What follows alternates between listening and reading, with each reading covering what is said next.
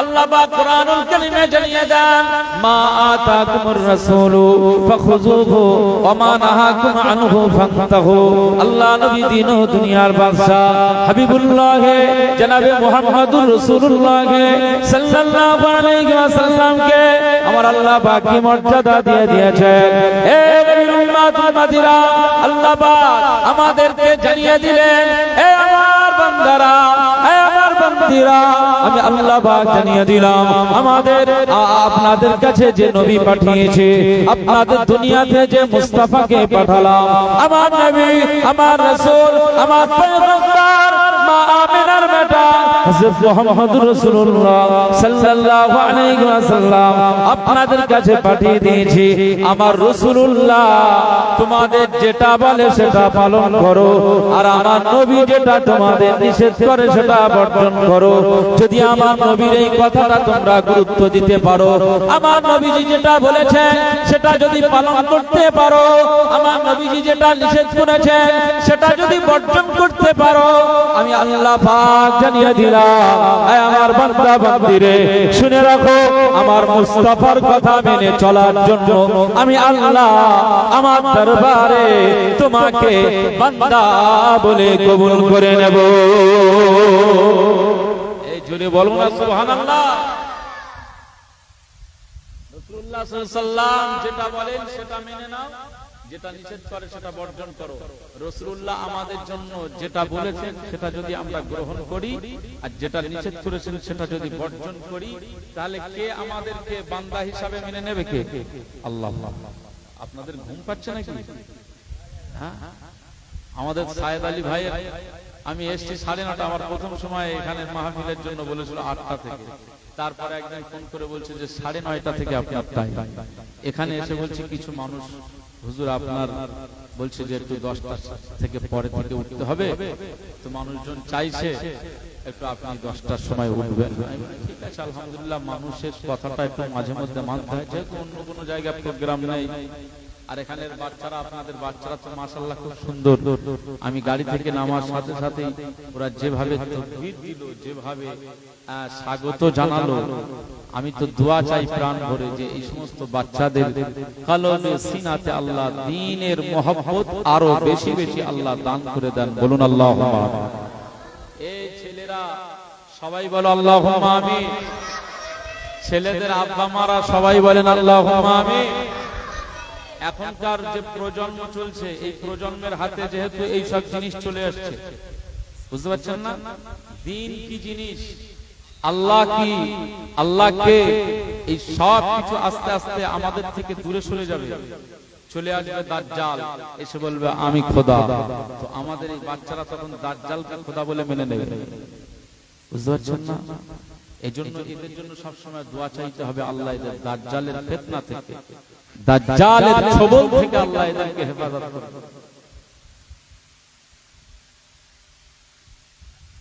মুসলমান ছেলেরা,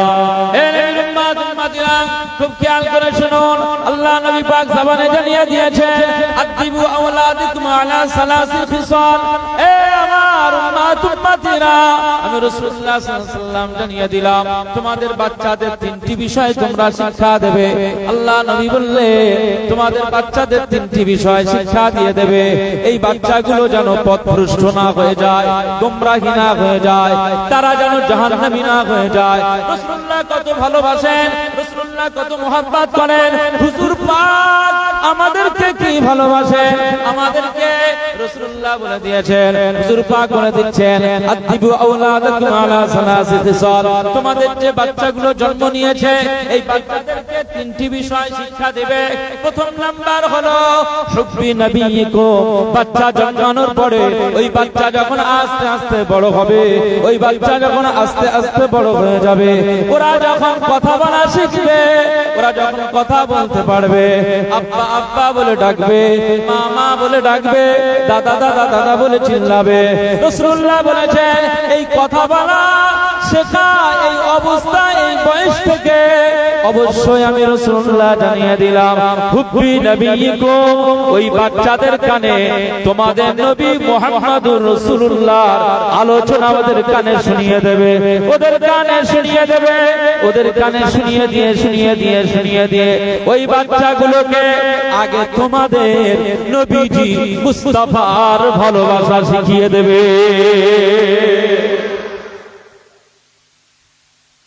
রাসূলুল্লাহ বলেছেন বাচ্চা জন্মানোর পরে ওদের 2 বছর বয়সে যখন কথা বলা শিখছে, ওদের কানে তোমাদের নবীজির কথা বেশি বেশি শোনাবে।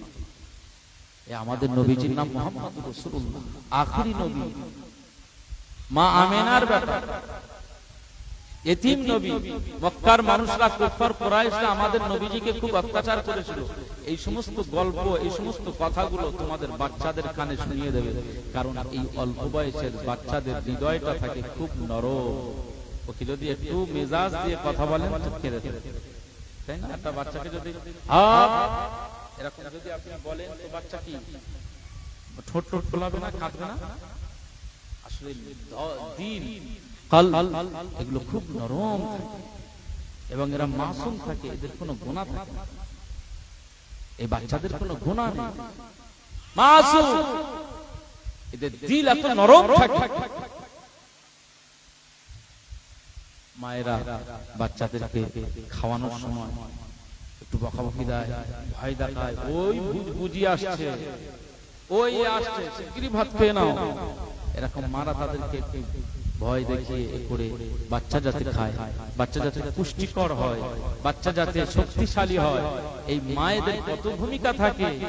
হ্যাঁ, বাড়ির মহিলাদের যে কত আমরা অনেক সময় মেজাজ দেখাই, ঠিক নয়। মায়েদের, মেয়েদের অনেক ভূমিকা থাকে। একটা বাচ্চার লালন পালন করতে তাদের কাল ঘাম ছুটে। আমি স্বামী, আমি তো পাশে, হ্যাঁ, এক সাইড হয়ে ঘুমাচ্ছি, কিন্তু রাতের বেলা 5 বার যদি বাচ্চা কাঁদে তো 5 বার ওই বাচ্চার কান্না থামানোর জন্য মাকেই উঠতে হয়। একবার জোরে বলুন সুবহান। মায়ের কত সেবা, তারপর একটা বাচ্চা আস্তে আস্তে আস্তে আস্তে সে বড়। মুসলমান ছেলেরা, খুব খেয়াল করে শুনুন, আজ কাশীপুরের জনগণদেরকে আমি এটা বলতে চাই, যত পারবেন আপনার বাচ্চাদের হাত থেকে মোবাইলটা দূরে রাখবেন। যদিও বর্তমানে সম্ভব নয়, তবে বাচ্চাদের থেকে মোবাইলটা দূরে রাখার চেষ্টা করবেন। ওদের বিভিন্ন কার্টুন দেখানোর অভ্যাসটা বন্ধ করার চেষ্টা করবেন। যদিও বাচ্চা কাঁদবে, তারপরেও আপনি তার থেকে এই কার্টুন আর বিভিন্ন রকমের গল্প, এই সব কিছু তাদের এই দৃশ্যের বাইরে রাখার চেষ্টা করবেন। মোবাইলের গেম থেকে তাদেরকে হেফাজতে রাখবেন। ওই বাচ্চার ব্রেনটা অনেক দামি, ওই বাচ্চার মস্তিষ্কটা আমার আল্লাহ অনেক দামি করে দিয়েছে, ওই বাচ্চার সিনাটা আমার আল্লাহ অনেক দামি করে দিয়েছে। এই মস্তিষ্ক আপনার মাধ্যমে যদি খারাপ হয়ে যায়, ওই বাচ্চাটার লাইফটা বরবাদ হয়ে যাবে। ওই বাচ্চাটাকে যদি একান্তই মোবাইল দেখানোর ইচ্ছাই জাগে, ও ভাত খেতে চায় না মোবাইল না হলে, অবশ্যই আপনাকে একটা পরামর্শ দেব, কারি আব্দুল বাসেতের কেরাত চালিয়ে দেন, নাথ শরীফ চালিয়ে দেন, বা বাংলাদেশের অনেক নাসির শিল্পীদের গজল চালিয়ে দেন, পাকিস্তানি ভাইদের ছোট ছোট বাচ্চাদের অনেক নাথ শরীফ রয়েছে, রাসূলুল্লাহর শানের নাতগুলো ওদেরকে দেখানোর সাথে সাথে ওদেরকে খাওয়ানোর চেষ্টা করো। যদিও ছোটবেলায় মোবাইল থেকে দূরে রাখার চেষ্টা, তারপরেও যদি সে নাচড়বান্দা না শোনে, তাহলে বাচ্চাকে ইসলামিক এই সব কিছু আপনি দেখান, আস্তে আস্তে অন্তত ওর সিনাতে, ওর মস্তিষ্কে ইসলামিক ধ্যান ধারণা গুলো চলে আসে। এ নবীর উম্মত উম্মতিরা, আল্লাহ নবী বোঝাতে চাইলেন তোমাদের বাচ্চার অনেক দাম রয়েছে, তোমাদের বাচ্চার অনেক গুরুত্ব রয়েছে। আমি রাসূলুল্লাহ সাল্লাল্লাহু আলাইহি ওয়াসাল্লাম জানিয়ে দিলাম, এ মা শুনে রাখো, এ আব্বা শুনে রাখো, তোমরা যেমন তোমার বাচ্চাদেরকে ভালোবাসো, আমি রাসূলুল্লাহ সাল্লাল্লাহু আলাইহি ওয়াসাল্লাম জানিয়ে দিলাম, অবশ্যই আমি রাসূলুল্লাহ তোমার বাচ্চাটাকেও অনেক বেশি ভালোবেসে থাকি। তোমার বাচ্চাটা যাতে জাহান্নামী না হয়ে যায়, তোমার বাচ্চাটাকে যাতে শয়তান থাবা মেরে না নিয়ে যায়, তাই আমি রাসূলুল্লাহ জানিয়ে দিলাম, তাই আমি মদিনাওয়ালা জানিয়ে দিলাম, তাই আমি তোমাদের মুস্তাফা জানিয়ে দিলাম, আদিবু আওলাদাকুম আলা সালাসি ফিসাল, তিনটি বিষয় তাদেরকে শিক্ষা দেবে। হুব্বি নবিয়িকুম, প্রথম নম্বরে ওই বাচ্চার সিনাতে মুস্তাফার ভালোবাসা শিখিয়ে দেবে। ওয়া হুব্বি আহলি বাইতিহি, দ্বিতীয় নম্বরে রাসূলুল্লাহ বললেন আমার আহলে বায়াত, ইমাম হাসান হুসাইনের মহব্বত, মা ফাতেমার মহব্বত, হযরত আলী রাদিয়াল্লাহু আনহুর মহব্বত ওই বাচ্চার অন্তরে পয়দা করে দেবে। বাচ্চা যেন আমার পরিবারকে ভালোবাসে, ইমাম হাসান হুসাইনকে ভালোবাসে, মা ফাতেমাকে ভালোবাসে, হযরত আলীকে ভালোবাসে। আল্লাহ নবী বললেন আমার আহলে বায়াতকে যদি ভালোবাসে তো আমি রাসূলুল্লাহ জানিয়ে দিলাম জান্নাতের সরদার অন্য কেউ হবে না। আমার পরিবারের আমার কলিজার টুকরা দুইজন নাতি ইমাম হাসান হুসাইনকে আমার আল্লাহ পাক জান্নাতের সরদার বানিয়ে দেবে।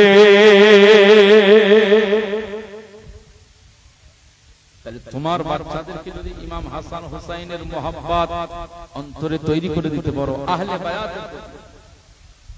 আহলে বায়াতের প্রতি যে ভালোবাসা যদি তোমার বাচ্চাদের অন্তরে থাকে, তাহলে সেই ইমাম হাসান হুসাইনকে ভালোবাসবে। আর ইমাম হাসান হুসাইন জান্নাতের সরদার হবে। আমার মা ফাতেমা রাদিয়াল্লাহু তাআলা আনহা তিনি জান্নাতের মহিলাদের সরদারিনী হবে, নেত্রী হয়ে যাবে। একবার জোরে বলুন সুবহানাল্লাহ। আমার ভাইরা, এরপরে রাসূলুল্লাহ বললেন, কয়টা পয়েন্ট বললাম? কয়টা পয়েন্ট? দুইটা পয়েন্ট। একটা নবীর ভালোবাসা, দ্বিতীয় নাম্বার আহলে বায়াত, আহলে বায়াতের ভালোবাসা। এই আহলে বায়াতের ভালোবাসা হচ্ছে ইমাম হাসান হুসাইন, মা ফাতেমা, হযরত আলী রাদিয়াল্লাহু আনহু। এই বংশ থেকে যত মানুষ আজও রয়েছে পৃথিবীতে, সাইয়্যিদ বংশের মানুষ, আওলাদে রাসূল যারা, তাদেরকে ভালোবাসতে হবে। দ্বিতীয় পয়েন্ট, এরপরে 3 নাম্বার পয়েন্ট হচ্ছে রাসূলুল্লাহ বলেছেন ওয়াকিরাআতিল কুরআন। তোমার বাচ্চাদেরকে তৃতীয় পয়েন্ট হচ্ছে কোরআন শরীফের ভালোবাসা, কোরআন শরীফের শিক্ষা। তাদের ছোটবেলার জীবনে তাদেরকে এই কোরআন শরীফের শিক্ষা প্রদান করবে। কোরআনের প্রতি যদি তাদের আকর্ষণ তৈরি করা যায় তো ওই বাচ্চাটা পথভ্রষ্ট হবে না, ওকে দাজ্জাল থাবা মারতে পারবে না, ওকে শয়তান ইবলিস ছবল মারতে পারবে না। ওই বাচ্চাটা যদি কোরআনের আকর্ষণে বড় হয়ে যায় তো ওই বাচ্চাটার লাইফটা গড়ে যাবে। বাচ্চাটা লাইফ গড়ে গিয়ে ওই বাচ্চাটা জাহান্নাম আর আগুন থেকে হেফাজত হয়ে যাবে, নিরাপত্তা লাভ করবে, বাচ্চাটা জান্নাতি হয়ে যাবে। জোরে বলুন সুবহানাল্লাহ। শুরুতেই আমি যে কয়েকটা কথা বললাম এটা খেয়াল রাখবেন। বাচ্চাদেরকে কি করবেন? আল্লাহ রাসূলের ভালোবাসা শেখাবেন, আল্লাহ রাসূলের পরিবারের ভালোবাসা শেখাবেন, কোরআনের শিক্ষা দেবেন। এখানে অনেক মানুষ আছে, আমি আপনাদেরকে বলছি, বহু মানুষ বিয়ে শাদী আমরা পড়াই, আপনারাও বিয়ে শাদী করেছেন। হ্যাঁ, বিয়ে শাদীর মজলিসে পরে একটু কলেমা পড়তে বলতেছি, পড়তে পারে। বহু দুলহা বিয়ে শাদী করতে গিয়েছে, রুমাল এইভাবে মুখে দিয়ে রেখেছে। আমি বলি রুমালটা খুলে ফেলেন, এবার কালেমা পড়তে হবে।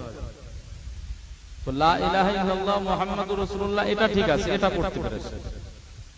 বাকি আর কালেমা, কালেমায়ে শাহাদাত, কালেমায়ে তামজিদ, কালেমায়ে তাওহীদ, কালেমায়ে রদ্দ কুফর, ঈমানে মুজমাল, ঈমানে মুফাসসাল কি, এইটা আমরা কেউ জানি না। অনেকেই জানে, আবার অনেকেই জানে আলহামদুলিল্লাহ।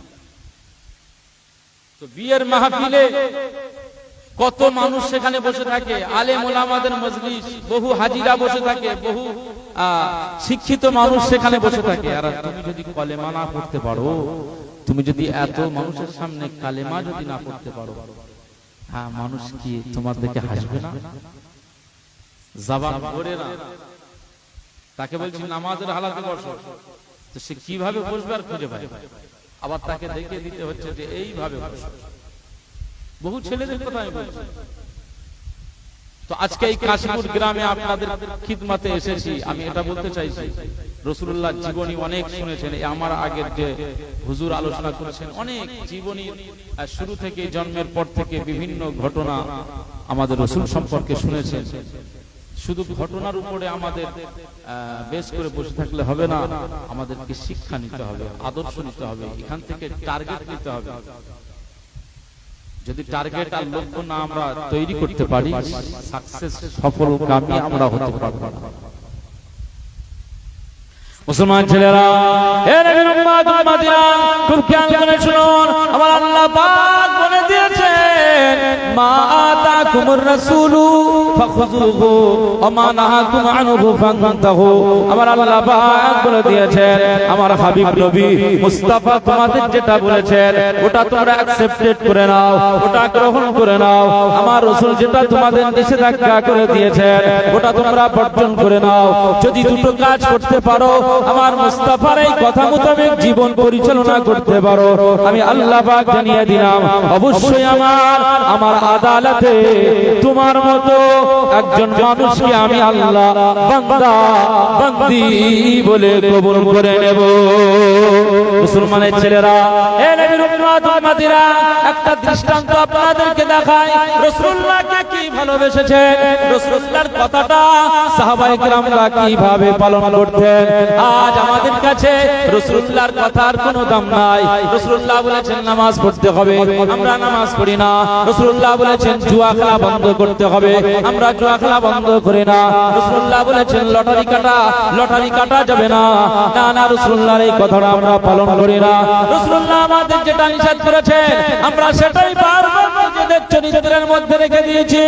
আজ এই এলাকার মানুষ আমরা যারা, বহু ছেলেরা রাজমিস্ত্রির কাজ করে থাকে, বহু ছেলেরা রং মিস্ত্রির কাজ করে থাকে, বহু মানুষ আছে ভ্যান চালায়, সবজিওয়ালা সবজির কারবার করে থাকে, রাস্তা দিয়ে যায়। আর লটারির কাউন্টার গুলো তারা ফলো করে। লটারির কাউন্টার গুলো কারা দাঁড়িয়ে রয়েছে? না আব্দুল্লাহ, না আব্দুর রহমান, মইদুল ইসলাম, সেখানে রয়েছে শফিকুল ইসলাম। এ নবীর উম্মত উম্মতিরা, নবীর উম্মতের দাবিদার তুমি, নবীর কথা তুমি মানো না, নবীর উম্মত কিভাবে তুমি দাবি করো?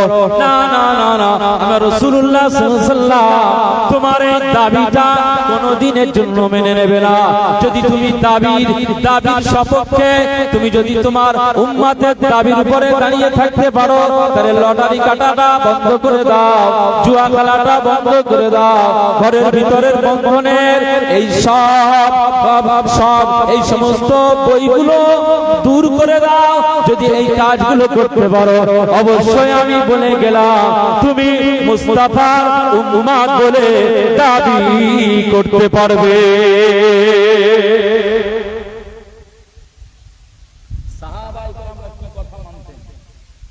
রাসূলুল্লাহ আনসারী সাহাবীদের কাছে গিয়েছেন। আনসারী সাহাবী, একজন আনসারী সাহাবীর মেয়ের খুব সুন্দর দেখতে। আর রাসূলুল্লাহর সাহাবীর একজন সাহাবীর নাম হচ্ছে হযরত জুলাইবি রাদিয়াল্লাহু আনহু। কি নাম বললাম? হযরত জুলাইবি রাদিয়াল্লাহু আনহু। হযরত জুলাইবি রাদিয়াল্লাহু আনহু রাসূলুল্লাহর একজন সাহাবী। তো এই সাহাবীর বিবাহের পয়গাম স্বয়ং রাসূলুল্লাহ দিচ্ছেন একজন আনসারী বাড়ির মেয়েকে। আল্লাহ নবী এই আনসারী ঘরের মেয়ের জন্য ওই মেয়েটার আব্বার কাছে রাসূলুল্লাহ বলছেন, এই আমার সাহাবী, আমি রাসূলুল্লাহ তোমাকে বলছি তোমার ঘরের ওই মেয়েটাকে বিবাহ দেবে। এখন ওই সাহাবী, আনসারী সাহাবীটি মনে করেছেন যে রাসূলুল্লাহ সাল্লাল্লাহু আলাইহি ওয়াসাল্লাম হয়তো নিজে বিবাহ করবে। তো এই সাহাবীটি খুশিতে বাগে বাগে, ইয়া রাসূলুল্লাহ, ইয়া হাবিবাল্লাহ, আপনি যেখানে বিয়ের পয়গাম দিচ্ছেন, আপনি বিবাহ করবেন, আমার মেয়েটা আপনাকে বিবাহ কেন দেব? আমি খুশি। রাসূলুল্লাহ সাল্লাল্লাহু আলাইহি ওয়াসাল্লাম বলছেন যে না, আমি রাসূলুল্লাহ, আমি আপনার মেয়েকে আমি বিবাহ করব বলে প্রস্তাব দিচ্ছি না, বরং আমার একজন সাহাবী হযরত জুলাইবি রাদিয়াল্লাহু আনহুর জন্য আমি বিয়ের প্রস্তাব দিচ্ছি। যদি তুমি রাজি হও তো ওই সাহাবীর সাথে তোমার মেয়ের বিবাহটা আমি রাসূলুল্লাহ নিজে হাতে বিবাহ বন্ধনটা করে দেব। একবার জোরে বলুন সুবহান। প্রত্যেক গার্ডিয়ানদের শখ থাকে না, থাকে না? ছেলে মেয়ে বিবাহ দেবে, শাদী দেবে, সবার একটা চয়েসের ব্যাপার থাকে না, থাকে না? নিজেদের একটা চয়েস থাকে, ইচ্ছে থাকে। আমি আব্দুল মুনাইম যদি আপনাকে বলি যে আপনার মেয়েটার বিয়ে দেন আমার ছেলের সাথে, আপনি অত সহজে দেবেন না। আমার ক্যাটাগরি দেখবেন, আপনার ক্যাটাগরি দেখবেন, আপনার সাথে মিল করাবেন। আমার জমি জায়গা কতটা, আমার সম্পদ কতটা, আমার অ্যাসেট কতটা, আমার ছেলেটার কাজ কি, সে কি করছে, কোথায় কি করে, তার রুজি কি, সে ইনকাম কত করে, এগুলো আমরা দেখি না, দেখি না? এটা দেখার দরকার আছে তো। আমার মেয়েটার আমি একটা মতফরের সাথে বিয়ে দেবো? সেই মতফরের আব্বা যদি আমাকে বলে যে আপনার মেয়েটার আমার পছন্দ, আমার ছেলের সাথে বিয়ে দেব, আমি খোঁজ নিয়ে দেখলাম যে আপনার ছেলেটা মদ খায়, মাতাল, তা আমার মেয়েটা বিয়ে দেবো? হয় না। হযরত জুলাইবিব রাদিয়াল্লাহু আনহু, এই সাহাবীটি একটু রসিকতা করতেন। তো সাহাবীটির ক্ষেত্রে রাসূলুল্লাহ যখন তাকে পয়গাম দিয়েছেন যে তোমার মেয়েটাকে এই সাহাবীর সাথে আমি বিবাহ দিতে প্রস্তাব দিচ্ছি, তুমি কি মানবে? তখন ওই মেয়ের আব্বা বললেন যে হুজুর, আপনি আমাকে একটু সময় দিন, আপনি আমাকে একটু সময় দিন, আমি একটু মেয়ের মায়ের সাথে আলোচনা করি। তো সাহাবী মেয়ের আম্মা জানের কাছে গিয়ে বলছেন, মেয়ের আম্মা জান, শোনো একটা কথা বলি, রাসূলুল্লাহ তোমার মেয়ের একটা বিয়ের প্রস্তাব দিয়েছে। তো মেয়ের আম্মাও মনে করেছে যে রাসূলুল্লাহ প্রস্তাব দিয়েছে, তাহলে তো খুশি। তিনি বলছেন যে অবশ্যই রাসূলুল্লাহ যখন প্রস্তাব দিচ্ছেন আমি খুশি, আমার মেয়েকে তো বিয়ে দিয়ে দেব, আমার রাসূলুল্লাহর কাছে আমি অবশ্যই খুশি। তো মেয়ের আব্বা বলছে আগে ভালো করে শোনো, রাসূলুল্লাহ নিজে প্রস্তাব দিচ্ছেন তা না, অন্যের বিয়ের প্রস্তাব রাসূলুল্লাহ দিচ্ছেন। বলছে কে ছেলেটা? বলে ওই সেই আনসারী ছেলে হযরত জুলাইবিব রাদিয়াল্লাহু আনহু। যেই কথাটা বলেছে মা একেবারে রাগান্বিত, ওই ছেলের সাথে আমার মেয়ের বিয়ে আমি কোনো মতে আল্লাহর শপথ করে বলছি, আমি আমার মেয়ের জুলাইবিব রাদিয়াল্লাহু আনহুর সাথে বিবাহ দেব না। আচ্ছা, বিয়ের প্রস্তাবটা কে দিয়েছে? রাসূলুল্লাহ দিয়েছেন। কত একটা ওয়েট ওয়ালা জবান থেকে এই কথাটা বার হয়েছে। এটা আমরা হলে হুজুর বলেছেন ছেড়ে দেন। মেয়ের আম্মা বলছে যে না, আমার মেয়েকে ওই সাহাবীর সাথে বিয়ে দেব। মুসলমান ছেলেরা, খুব খেয়াল করে শুনুন, মেয়ের আম্মা যখন বললেন আমার মেয়েটাকে ওই ছেলেটার সাথে বিয়ে সাজিয়ে দেব না, ওই সময় মেয়েটার আব্বা বললেন ঠিক আছে, আমি রাসূলুল্লাহর কাছে চলে যাই, মুস্তাফার কাছে পৌঁছে যাই, আল্লাহ নবীর কাছে গিয়ে বিষয়টা উত্থাপন করে আমার নবীজির কাছে, হুজুরে পাকের কাছে বিষয়টা জানিয়ে দেই। আমার নবীজি যেহেতু প্রস্তাব দিয়েছে, সেই সময় ওই মেয়ের আব্বাটা যখন বাড়ি থেকে বার হবে, হঠাৎ ঘরের ভিতর থেকে মেয়েটা আওয়াজ দিয়ে বললেন, ও আমার আব্বা জান আর রাসূলুল্লাহর সাহাবী, আমার আব্বা জান, আজ আমি আপনার মেয়ে আপনাকে একটু ডাকছি শুনুন। ওই মেয়েটা আল্লাহ নবীর ওই সাহাবীকে ডাকলেন, নিজের আব্বা জানকে কাছে ডেকে নিয়ে বললেন, ও আব্বা জান, আজকে আপনি রাসূলুল্লাহর কাছে কি বলবেন? সেই সময় মেয়ের আব্বা জান বলেছিলেন, ও আমার মেয়ে শোনো, আজকে রাসূলুল্লাহর পক্ষ থেকে একটা পেগাম এসেছে। আনসারী সাহাবীদের ভিতর থেকে একজন সাহাবী হযরত জুলাইবিব রাদিয়াল্লাহু তাআলা আনহু এই সাহাবীটির বিয়ের পেগাম মুস্তাফা দিয়ে দিয়েছে। আমি তোমার আব্বা জান জানিয়ে দিলাম, যেহেতু রাসূলুল্লাহ বলেছে, তাই আমি রাসূলুল্লাহকে আমি একটু এড করতে বলেছিলাম, আমি একটু সময় নিয়ে চলে এসেছিলাম। আল্লাহ নবীকে বলেছিলাম, ইয়া রাসূলুল্লাহ, ইয়া হাবিবাল্লাহ, হুজুর আপনি সময় দিন, আমি একটু মেয়ের মায়ের সাথে কথাগুলো বলে আসি। তাই তোমার আম্মা জানের সাথে এই বিয়ের পরামর্শটা করেছি। না না না না, তোমার মা আমাকে সম্মতি জানায়নি, বরং তোমার মা অসম্মতি জানিয়ে দিয়েছে। তাই তোমার এই বিয়েটা ওই ছেলেটার সাথে তোমার মা মেনে নিতে চায় না। ওই সময় মেয়ের আব্বা বললেন, এই কথাটা আমি রাসূলুল্লাহ দরবারে শুনিয়ে দিতে যাচ্ছি। ওই সময় মেয়েটা বললেন, ও আমার আব্বা জান, শোনো, আজ আমি তোমাদের মেয়ে হিসাবে বলি, তোমরা গার্জেন, তোমাদের একটা চিন্তা আলাদা, তোমাদের একটা ইচ্ছা আলাদা, তোমাদের একটা পছন্দ আলাদা। আর আমি তোমাদের মেয়ে, আমি বলছি তোমাদের একটা পছন্দ, ওটা একদিকে রাখেন, আর আমি বলছি আমার রাসূলুল্লাহর পছন্দ, ওটা আর একদিকে রাখেন। রাসূলুল্লাহর পছন্দ যেদিকে, আমি তোমাদের মেয়ে জানিয়ে দিলাম আমার মুস্তাফার পছন্দ, আব্বা মায়ের পছন্দ, দুই দিকের পছন্দ আমি মেয়ে জানিয়ে দিলাম। এই মুহূর্তের জন্য আমার আব্বা মায়েদের যে পছন্দ, ওই পছন্দটাকে আমি লাথি মারলাম, আমার মুস্তাফার পছন্দ জুলাই বিবিকে আমি পছন্দ করে নিলাম। যদি বলতে পারলেন না, রাসূলুল্লাহ বলেছে, হুজুর বলে দিয়েছে, তোমরা হুজুরের কথাটাকে অমান্য করছো, হুজুরের পছন্দটা পছন্দ হচ্ছে না। আল্লাহ পাক বলেছে, ওমা কানা লিমুমিনিন ওয়ালা মুমিনাতিন ইযা কাদাল্লাহু ওয়া রাসূলুহু, যখন আল্লাহ এবং তার রাসূল নির্দেশ দেয়, কোন মুমিন মুমিনা যেন রাসূলুল্লাহর এই নির্দেশটাকে অমান্য করে। আমি তোমাদের মেয়ে বলছি, আমি ওই জুলাইবি রাদিয়াল্লাহু আনহুর সাথে বিবাহ করব। রাসূলুল্লাহর পছন্দ, সে টেরা হোক, সে কালো হোক, সে বেটে হোক, সে লম্বা হোক, সে মোটা হোক, যাই হোক না কেন, রাসূলুল্লাহর পছন্দ। রাসূলুল্লাহ আজকে আমার জন্য ওই ছেলেটাকে নির্বাচন করেছে, যেখানে স্বয়ং রাসূলুল্লাহ সাল্লাল্লাহু আলাইহি ওয়াসাল্লাম আমার জন্য পাত্র ঠিক করলেন। সেখানে আপনাদের দ্বিমতের কোনো জায়গা নেই। আমি যেহেতু পাত্রী, আমি নিজেই আমার রাসূলুল্লাহর কথাটাকে সমর্থন করলাম। বলুন সুবহানাল্লাহ। আর আজকে আমরা কোথায়? রাসূলুল্লাহ বলেছেন, তোমরা চারটি গুণওয়ালা মেয়েকে বিবাহ, চারটি গুণওয়ালা মেয়েকে স্বাভাবিক মানুষ বিয়ে করে, লিমালিহা ওয়ালি হাসাবিহা ওয়ালি জামালিহা ওয়ালি দীনিহা।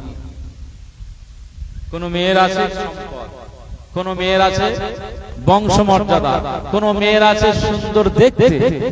এখন মানুষ আর বংশ দেখে না, জায়গা দেখে না, শুধু সুন্দরী হলি ব্যাস, আর কোনো কথা হবে না। উকিল ব্যাগ থেকে শুধু ফটো বার করে, একবার এখান থেকে বার করে ওই থলে রাখে, আর ওই থলে থেকে বার করে এই থলে রাখে, একটা পছন্দ হয় না। গোটা 50 ছবি বার করেছে, একটা পছন্দ হয় না। এসব কি পেতনি মডেলের ছবি আনতেছো? একটা ভালো ছবি দরকার, ভালো মেয়ে, রূপসী মেয়ে। আমার কিচ্ছু লাগবে না, আমার ঘর রেডি, আমার bathroom ready, toilet, kitchen room, হ্যাঁ, শোবার জায়গা সব রেডি, কিচ্ছু লাগবে না, সুন্দরী মেয়ের দরকার। আচ্ছা, এই সৃষ্টি সুন্দর আর অসুন্দর সৃষ্টির মালিক কে? জোরে বলে বলে। তা আল্লাহ কালো মানুষও দিয়েছে, পরিষ্কার মানুষও দিয়েছে। আল্লাহ মেয়েও করেছেন, লম্বা করেছেন, মোটা করেছেন, সরু করেছেন, সব তার ফয়সালা। এখানে বলতে হবে, আল্লাহ আমার যেটা তকদিরে রেখেছে সেটা হবেই হবে। আল্লাহর সৃষ্টি, কাউকে তো ইগনোর করা যায় না। তবে ভালো মেয়ে হতে হবে।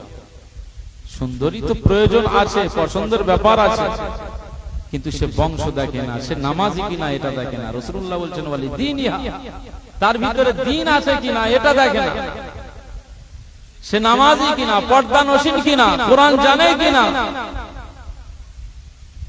সে আমার বাড়ি এসে আমার আব্বা মায়েদের সম্মান করবে কিনা, শ্বশুর শাশুড়ি বলে গ্রহণ করে নেবে কিনা, এই ক্যারেক্টারটা অন্তত বুঝতে হবে তো।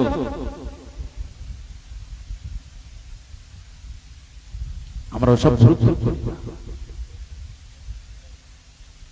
মুসলমান, হুজুরকে চিনুন। হুজুর বলে দিয়েছে, ওই ছেলেটাকে হুজুর ঠিক করেছেন। আমি মেয়ে, আমি বলছি ও লম্বা বেটে যাই হোক, আমি আমার মুস্তাফার কথাটাই অ্যাকসেপ্ট করে নিলাম। জোরে বলুন সুবহান। রাসূলুল্লাহ নিজে হাতে দিয়ে দিয়ে রাসূলুল্লাহ খুশি হয়েছে। হযরত জুলাইবি রাদিয়াল্লাহু আনহুর সাথে ওই আনসারী সাহাবীর মেয়েটার বিবাহ দিলেন। সবাই খুশি। একটা যুদ্ধে চলে গেলেন রাসূলুল্লাহ। যুদ্ধে সব সাহাবীদের সব নাম ধরে ধরে ডেকে পাঠালেন। সঙ্গে জুলাইবি রাদিয়াল্লাহু আনহু চলে গেলেন যুদ্ধের ময়দানে। যুদ্ধের ময়দানটা কি? হ্যাঁ, সেখানে নিজেদের জীবন বাঁচানোর লড়াই, জীবন যাক যাক ইসলাম বাঁচানোর লড়াই। রাসূলুল্লাহ সাহাবীরা সব তখন জীবনের পরোয়া করেনি, শুধু মুস্তাফার দিকে তাকিয়ে, আল্লাহর দিকে তাকিয়ে ইসলাম জিন্দা করার জন্য ঘর ছেড়েছে, বাড়ি ছেড়েছে, জায়গা জমি ছেড়ে, সম্পদ ছেড়ে, ছেলে মেয়ে ছেড়ে, স্ত্রী পুত্র সব ছেড়ে, মা বাপ ছেড়ে সব সাহাবীরা চলে গিয়েছেন জিহাদের ময়দানে। ইসলাম জিন্দা করতে হবে। একবার জোরে বলুন সুবহান। সাহাবী জুলাইবি রাদিয়াল্লাহু আনহু জিহাদের ময়দানে গিয়েছেন। যুদ্ধ করতে করতে যখন যুদ্ধের ফয়সালা হলো, রাসূলুল্লাহ বিজয় লাভ করলেন। সেই জিহাদে কি রাসূলুল্লাহ মুসলমানরা বিজয় হয়ে গেলেন। শেষ বেলায় সাহাবীদেরকে বলছেন, সাহাবীরা তোমরা আমার সাহাবীদের দেখো তো কারা শহীদ হয়েছে। সব সাহাবীরা তন্ন তন্ন করে খুঁজছেন, খুঁজে কয়েকটি শহীদান হুজুরদের লাশ মোবারক পেয়েছে। আল্লাহ নবী বলছেন, দেখো আর কোন সাহাবীর লাশ পাওয়া যাচ্ছে কিনা। তো সাহাবীরা চলে গেলেন, কিন্তু পাওয়া যাচ্ছে না। রাসূলুল্লাহ বলছেন, আমি কিন্তু আমার ওই সাহাবীটির নজরে পাচ্ছি না। কোন সাহাবীটি? হযরত জুলাইবি রাদিয়াল্লাহু আনহু। আমি নিজে হাতে যার জন্য মেয়ে পছন্দ করেছি, যার জন্য আমি নিজে বিয়ে শাদী করালাম, পড়িয়ে দিলাম, সেই সাহাবী জুলাইবিকে পাচ্ছি না কোথায়। মুসলমান ছেলেরা, খুব খেয়াল করে শুনুন, আল্লাহ নবী দিন দুনিয়ার বাদশা হাবিবুল্লাহকে নবী জনাবে মুহাম্মদুর রাসূলুল্লাহ সাল্লাল্লাহু আলাইহি ওয়াসাল্লাম সাহাবীদের লক্ষ্য করে বললেন, হে আমার সাহাবীরা, আমি রাসূলুল্লাহ সাল্লাল্লাহু আলাইহি ওয়াসাল্লাম জানিয়ে দিলাম, অবশ্যই আমার ওই সাহাবীকে আমি দেখতে চাই। আমার সাহাবীকে আমি খুঁজে পাচ্ছি না।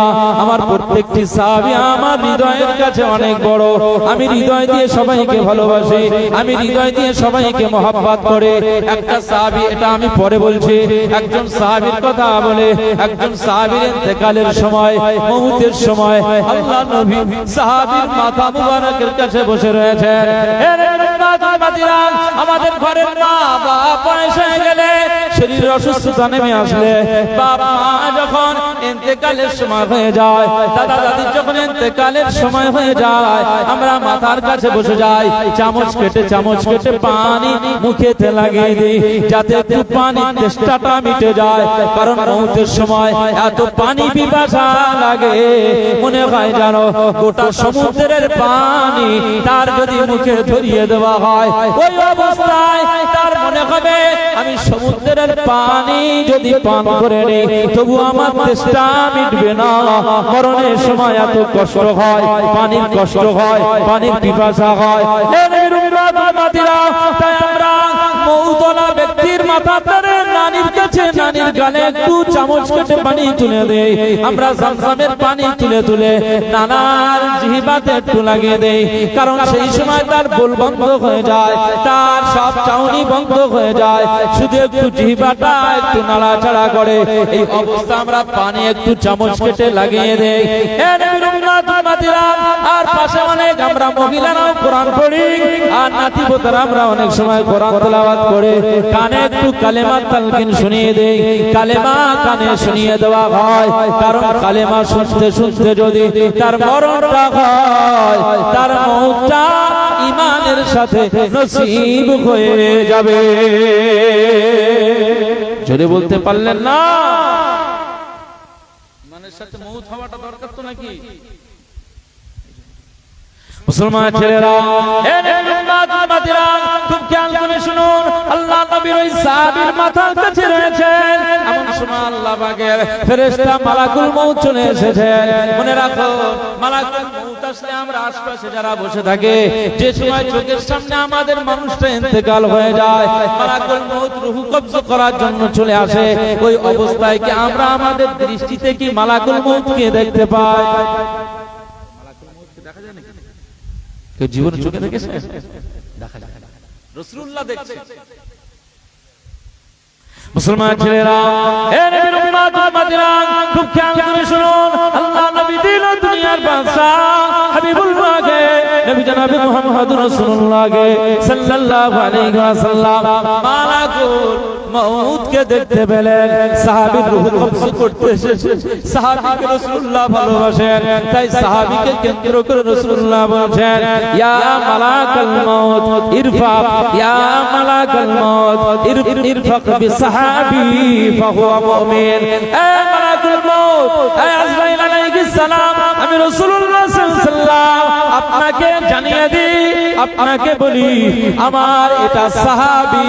আপনি এই সাহাবীর রূহটা একটু সহজভাবে কবজ করবেন। আমার এই সাহাবীর রূহটাকে একটু সহজভাবে কবজ করবেন। ইরফাক বিসাহাবী, আমি রাসূলুল্লাহ জানিয়ে দিলাম এটা আমার একজন সাহাবী। যেটা বলতে পারলেন না, রাসূলুল্লাহ সাহাবীকে কত ভালোবেসেছেন। এরপরে রাসূলুল্লাহ বলছেন যে আমার এই সাহাবীর রূহটা সহজভাবে কবজ করবেন, কষ্ট দেবেন না। ফাহুয়া মুমিন। আপনি বাইরে আসে এখানে বসেন না, ওখান থেকে মজলিসে এসে বসেন, অনেক সওয়াবের ভাগ পাবেন। ওখান থেকে উকি মেরে দেখছেন কেন? ভিতরে আসেন, আসেন না ভাই, ভিতরে আসেন, এই মজলিসে বসেন।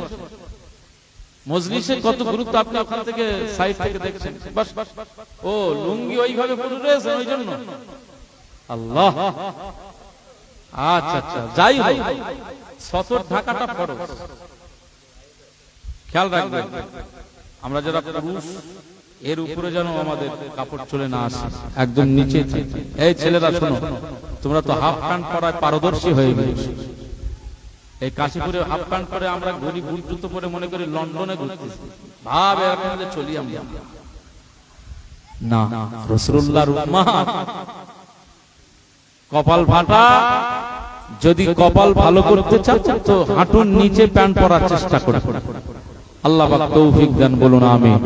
দরুদ শরীফ আল্লাহুম্মা।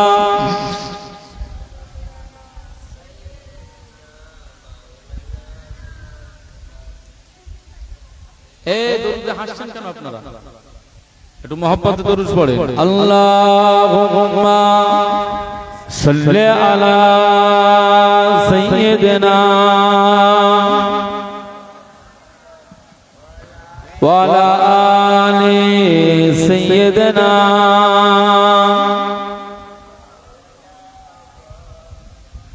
ঈদ মিলাদুন নবী, ঈদ মিলাদুন নবী, ঈদ মিলাদুন নবী, ঈদ মিলাদুন নবী।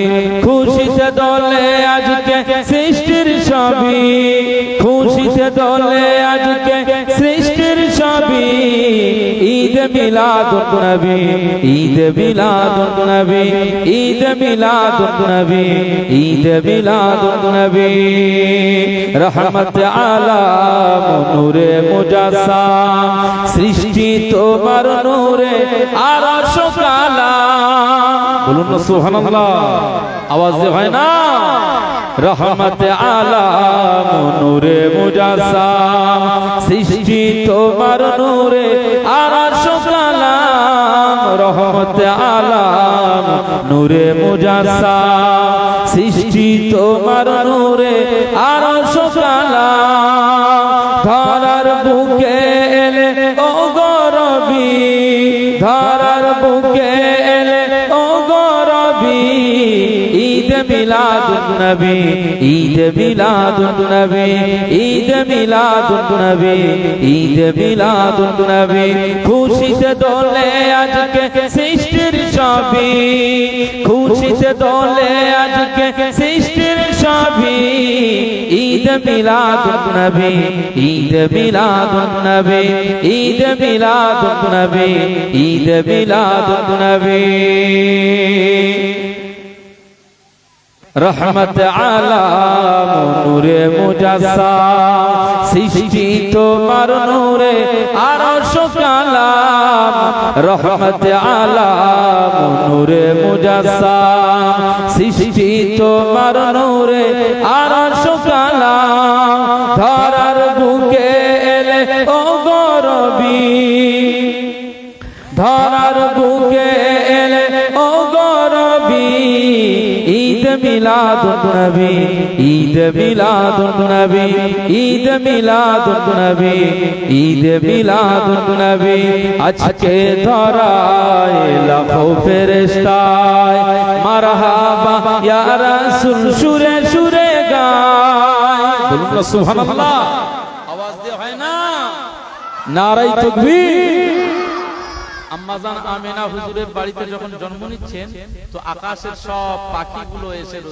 রাসূলুল্লাহ ঘরের উপরে সব ডানা মেলে দিয়ে সব মারহাবা মারহাবা মারহাবা ইয়া রাসূলুল্লাহ বলে সব গুনগুন করে তারা মুখরিত করে তুলেছে একবার জোরে বলুন সুবহানাল্লাহ আকাশ থেকে ফেরেশতারা সব নাজিল হয়েছিল একবার জোরে বলুন সুবহানাল্লাহ আজকে ধরায় লাখো ফেরেশতায় মারহাবা ইয়া রাসূল সুরে সুরে গায় আজকে ধরায় লাখো ফেরেশতায় মারহাবা ইয়া রাসূল সুরে সুরে গায় গুন গুন গান গায় ভোমরা সবই গুন গুন গান গায় ভোমরা সবই ঈদ মিলাদুন নবী ঈদ মিলাদুন নবী ঈদ মিলাদুন নবী ঈদ মিলাদুন নবী খুশিতে দোলে আজকে সৃষ্টির সবই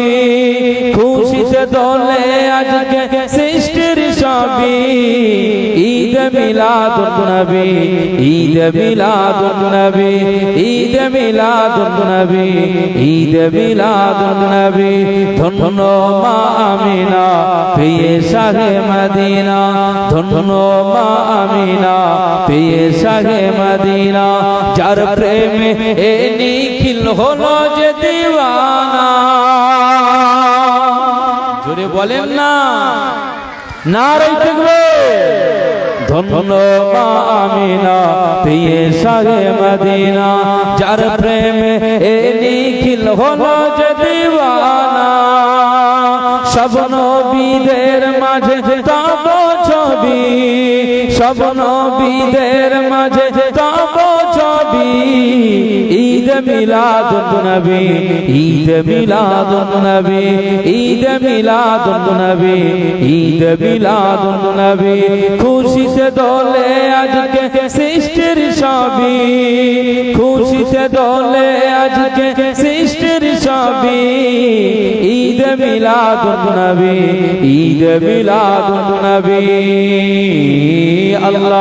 আল্লাহুম্মা সাল্লি আলা সাইয়্যিদিনা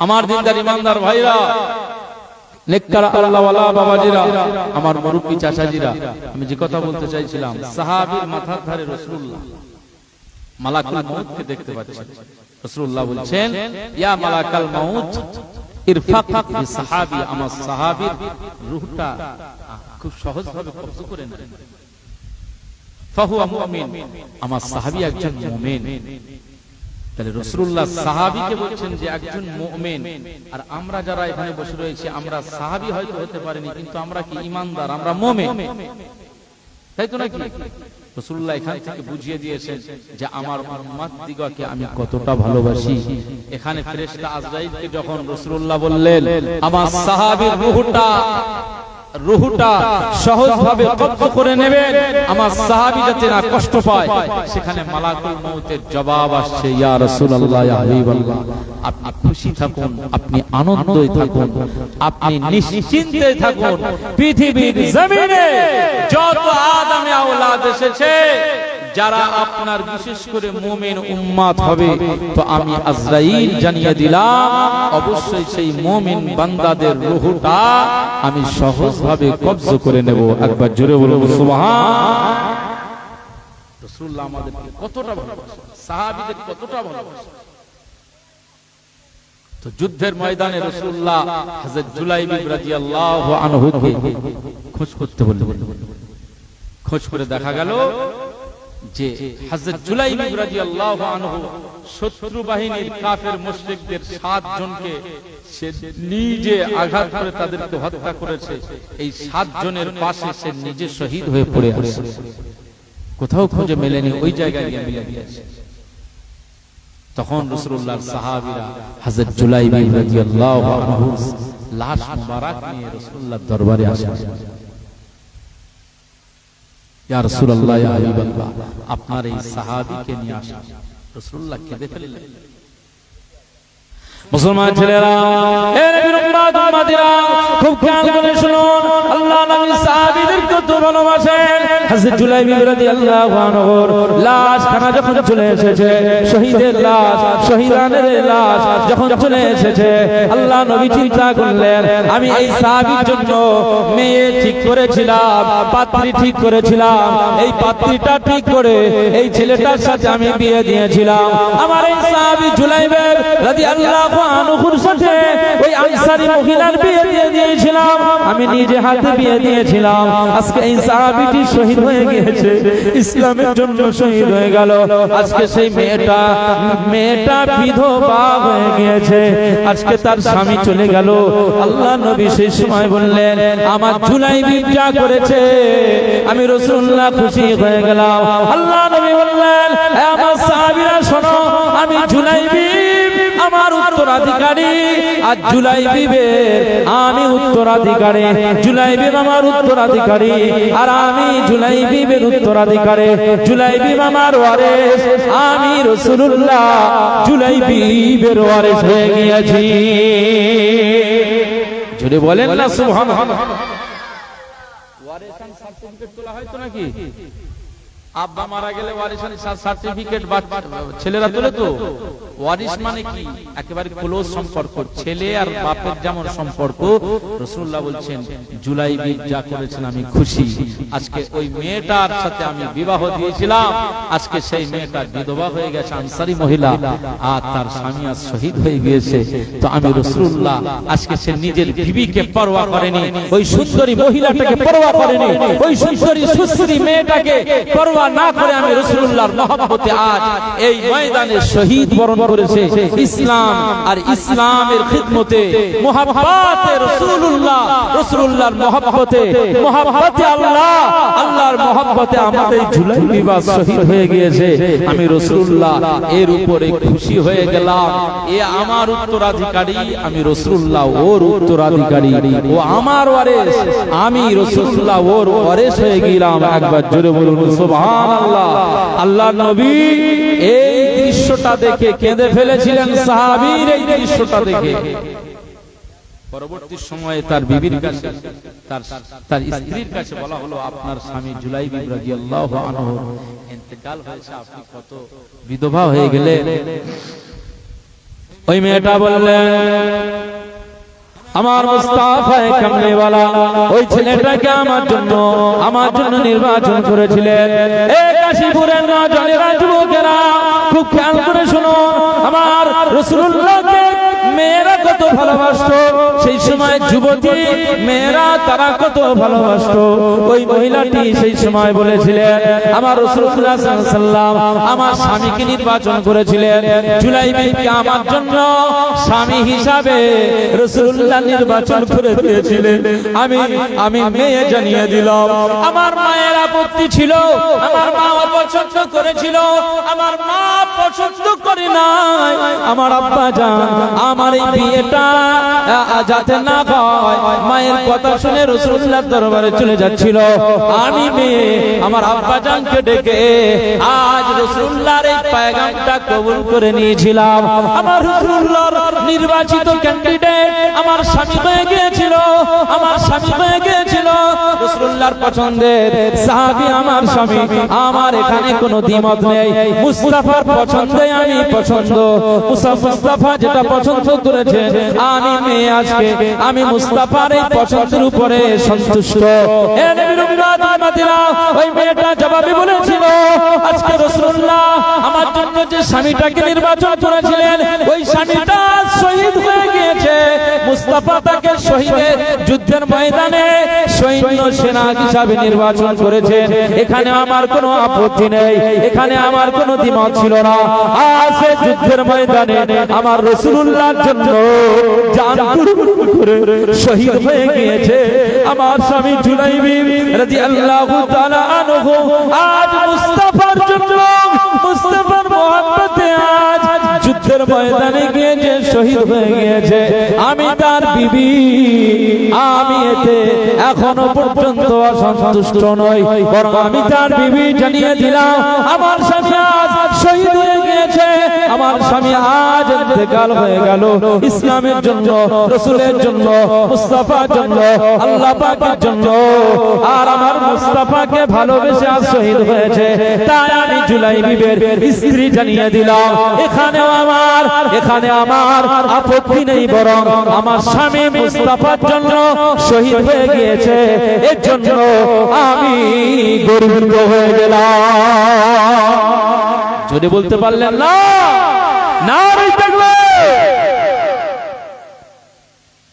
কিয়ামতের ময়দানে আমি বলতে পারবো আল্লাহ আপনার মুস্তাফা যাতে খুশি, আমি জুলাইবির স্ত্রী তাতেই খুশি ছিলাম।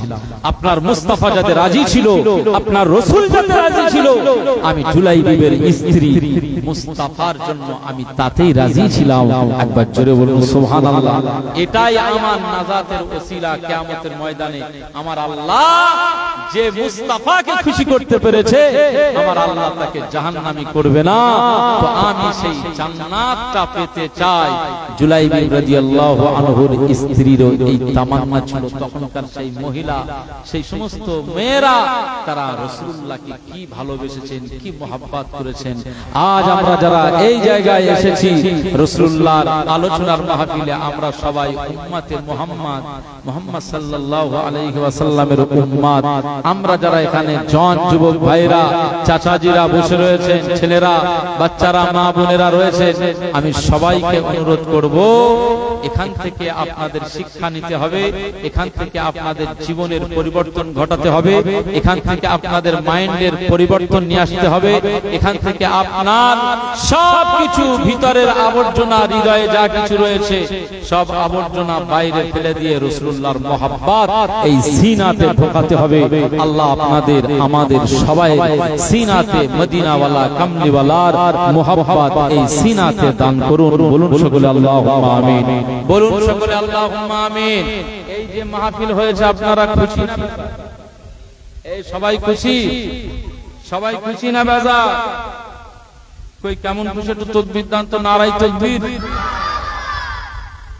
এই খুশির আওয়াজ এরকম, এই ছেলেরা মহব্বতে একটু তাকবীর দান, নারায়ে তাকবীর, নারায়ে তাকবীর। মিলাদে মুস্তাফা, মিলাদে মুস্তাফা, আমার নেতা তোমার নেতা বিশ্বনবী মুস্তাফা। বলেন আমার নেতা তোমার নেতা, বলেন বিশ্বনবী মুস্তাফা। আমার নেতা তোমার নেতা, আমার নেতা তোমার নেতা। নারায়ে তাকবীর। কাশীপুর যুবক ভাইদের উদ্যোগে আয়োজিত মিলাদুন নবীর জলসা সিলসিলায়ে ফুরফুরা শরীফ। নারায়ে তাকবীর। আমার ভাইরা, এই মাহফিল করতে যে এই মাইক ভাড়া করতে হয়েছে না হয়নি? এই কাপড় চোপড় তার বাড়ির না, সব ভাড়া করতে হয়েছে, খরচ হয়েছে না হয়নি? তো রাসূলুল্লাহর মহব্বতে আপনাদের কাছে একটু সাহায্য চাইছি, দান চাইছি, ভিক্ষা চাইছি রাসূলুল্লাহর মহব্বতে। জীবনে আপনার কাছে অনেক ভিক্ষুকরা আসেন নিজের জন্য, হ্যাঁ, আজকে আপনাদের কাছে ভিক্ষা চাইছি রাসূলুল্লাহর মহব্বতে।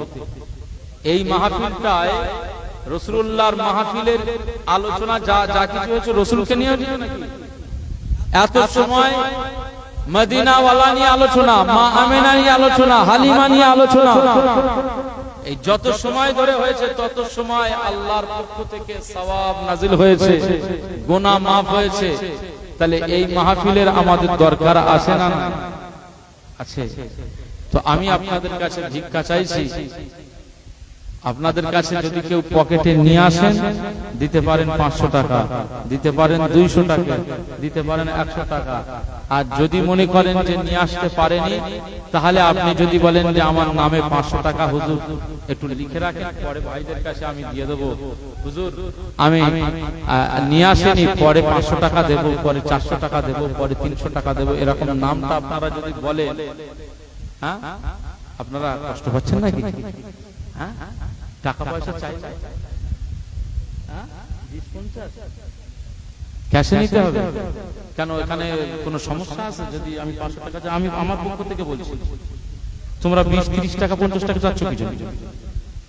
এইসব ছেলে মিলে তো ভালো না। আরে আমি হুজুর, এখানে আজকের দিনের জন্য আমি ইমাম। একজন আলেমকে, একজন ইমামকে কতটা গুরুত্ব দিতে হয় জানেন? আপনারা মনে করতেছেন ভাড়া করে এনেছি মানে আমরা যা বলবো তাই না। আমি এসেছি আজকে, আমি যা বলবো তাই। ইমামের গুরুত্ব আপনার দিতে হবে। যদি আপনি আমার কোনো যোগ্যতা নিয়ে আসেন, তাহলে আপনি মাইকে বসেন, আপনি আলোচনা করুন, আমি শুনি। তাহলে আপনি এই যোগ্যতা অর্জন করতে পারেননি, তাই আপনি শ্রোতা হয়ে রাসূলুল্লাহর কথা শুনছেন, কোরআনের কথা শুনছেন, আয়াতের কথা শুনছেন। তো আপনার দিক নির্দেশনা কে দেবেন? আপনার থেকে যারা একটু জানেওয়ালা। আমরা যে খুব বড় পণ্ডিত, আমি যে বড় বিশাল কিছু তা নয়, তবে যতটুকু শিখেছি আপনার থেকে তো একটু বেশি শিখেছি। যতটুকু শিখলাম আপনার থেকে মোটামুটি তো ভালো শিখেছি। সেই জন্য আপনাদের কাছে আমি বলছি, 500 টাকা একদিনের রোজ, একদিনের রোজের টাকা আপনি দিতে পারবেন না রাসূলুল্লাহর মহব্বতে? এই মাহফিল যদি না হয় তো কার কি হবে? কিছু হবে না। এখানে গান চলবে, এখানে বাজনা হবে, পাবজি হবে, ফ্রি ফায়ার চলবে, বাচ্চা কাচ্চারা এইসব হবে। বছরে একবার যদি এই মাহফিল হয় তো এতে তো ভালো। এই মাইকের আওয়াজে কত মা বোনেরা বসবে। এই তো কি নাম রে ভাই? এই ছোট ছোট, মাশাআল্লাহ, একটু তাকবীর দাও তো, নারায়ে তাকবীর। এই জোরে তাকবীর দাও না, নারায়ে তাকবীর। আমার আরিয়ার রহমান বলেন জিন্দাবাদ, আমার ওই ছোট ভাই বলেন জিন্দাবাদ। নগদ 200 টাকা বলুন মারহাবা, নারায়ে তাকবীর, নারায়ে তাকবীর। আল্লাহ আমার ওই ছোট ভাইয়ের দানকে কবুল করুন, বলুন আমিন। আমি ওর জন্য দোয়া চাই, আল্লাহ ওকে বড় দিন ইসলামের খাদেম বানিয়ে দেন, বলুন আমিন। দিন ওর প্রতি, দিন ওর সিনাতে মহব্বত আরো বেশি বেশি দান করেন, বলুন আমিন।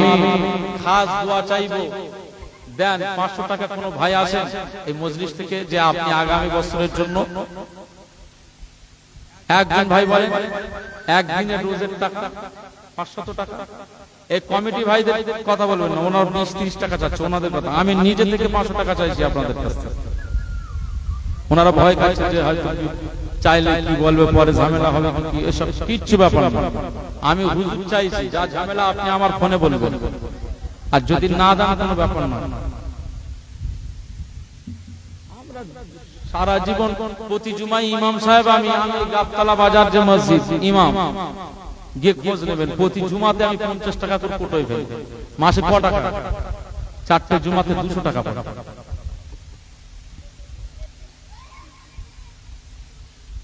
আপনারা জানেন অনেক মেহমানরা আসে, চা খরচ হয়, বহু মানুষদের এ করি। তো ব্যাপারটা হচ্ছে মাসে একটা ভালো খরচ হয়ে যায়, বছরে একটা ভালো খরচ হয়ে যায়। সারা বছরের মধ্যে 500 টাকা একটা দিনের রোজের দাম আপনি রাসূলুল্লাহর মহব্বতে এই মিলাদ মাহফিলের জন্য দিতে পারবেন না? আর 500 টাকার ব্যবস্থা তো করেন। এই কমিটি ভাড়া আপনারা রাগ করছেন নাকি? এতগুলো মানুষ রয়েছে কাজে কারবারে ব্যবসা বাণিজ্যে, আপনাদের জন্য দোয়া চাইবো। আমি দোয়া চাইলে যে কবুল হবে এর গ্যারান্টি আমি দিতে পারবো না, কিন্তু আমি বলতে চাইছি যে আপনাদের নিয়ে দোয়া চাইবো। বলা যায় না আপনার কারোর দোয়া, আমার দোয়া, কারোর দোয়া কবুল হবে না, কিন্তু এখানে মাসুম শিশু রয়েছে, এই বাচ্চাটার দোয়া যদি কবুল হয়ে যায় তো সবার দোয়া তো আল্লাহ কবুল করে নিতে পারে। বলবেন না সুবহানাল্লাহ? এটাই তো বড় বিষয়। ছোটবেলাতে আমাদের বাড়িতে আমরা যে অনন্তপুরে যাবেন খোঁজ নেবেন, আমরা যে মাইকে উঠে বলছি বড় বড় কথা, এটা খোঁজ নেবেন, আমাদের বাড়িতে খোঁজ নেবেন। মৌলভী আব্দুল সুফি কাউসার সাহেব রহমাতুল্লাহ আলাইহি দাদা হুজুরের মুরিদ ছিলেন, সুফি কাউসার আলী রহমাতুল্লাহ আলাইহি। ওনার ছেলে হচ্ছেন আমার নানা আলহাজ মৌলভী আব্দুর রউফ সাহেব। উনি ইন্তেকাল হয়েছেন এই গত রোজার মানে একেবারে তারাবির রাতের দিন, যে একদিন আগে ইন্তেকাল হয়েছে। তো আমরা যেহেতু নানার বাড়ি থেকে বড় বড় ওই জায়গায় আমাদের এখন বাসস্থান, তো আমি বলতে চাইছি সেই জায়গায় আমরা ছোটবেলাতে আমরা যখন এরকম বাচ্চারা মিলে নিজেরাই মালাকুলি নিয়ে জলসা করতাম, মালাকুলি। আমার মায়েরা বাড়ি থেকে নিজেরা দেখতো যে বাচ্চারা এখানে বসে একটা মাহফিল মতো করছে, তো খিচুড়ি রান্না করে এনে দিত, বলে এটা তাওয়া। তখন আমাদের কি আনন্দ হতো জানেন? তো এই যে মাহফিল, এই মাহফিলের বরকত এলাকাতে আল্লাহ দান করবে। এই জন্য আমাদের একটা দিনের পরিশ্রমের টাকা, একটা দিনের রোজের টাকা আজকেই চাইছি তা না, কালকে দেবেন, পরের দিন দেবেন, এক সপ্তাহ পরে দেবেন, এক মাস পরে দেবেন। একটু বলেন দেখি নামটা, 500 টাকা একজন ভাই বলেন। ওই তো হ্যাঁ মোহাম্মদ, একটু একটু তাকবীর দান তো, নারাই তাকবীর। আমার ভাই মোহাম্মদ রাজু মোল্লা বলুন জিন্দাবাদ। 500 টাকা বলুন মারহাবা। এই জোরে বলেন না মারহাবা, নারাই তাকবীর। আল্লাহ আমার ভাইয়ের দানকে কবুল করুন, বলুন আমিন, নারাই তাকবীর। আমার রাজু মোল্লা ভাই বলুন জিন্দাবাদ। 500 টাকা বলুন মারহাবা। আচ্ছা আপনার নামটা কি? বাবুল মোল্লা। আমার বাবুল মোল্লা ভাই বলুন জিন্দাবাদ। এই জোরে জিন্দাবাদ দাও না।